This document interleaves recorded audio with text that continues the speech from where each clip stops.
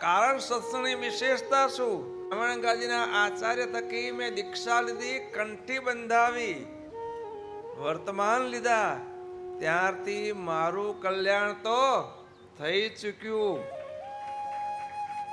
પણ ભાવે કરીને મારા કોઈ દર્શન કરે, ભાવે કરીને કોઈ મારી વાર્તા સાંભળે, એનું કલ્યાણ પણ થઈ જાય. આવું બંધુઓ ડડતા વર્તે.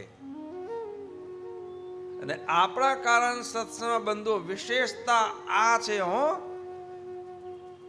બીજા સત્સંગમાં, કાર્ય સત્સંગમાં વાતો કરશે, ભગવાન પ્રગટ પ્રત્યક્ષ એમ બોલશે, પણ પૂછશો ત્યારે એમ કે ધર્મ નિયમ પાળો, ભક્તિ કરીએ છીએ ને, દેહનો અંત સમૂહ આવશે ને ત્યારે વહેલા વહેલા મહારાજ તેડવા પધારજો. તેડવા પધારજો એમ કહે. ના ભાઈ, આપણું કલ્યાણ તો થઈ ચૂક્યું છે, જવા આવવાનું નથી હવે. આ વિશેષતા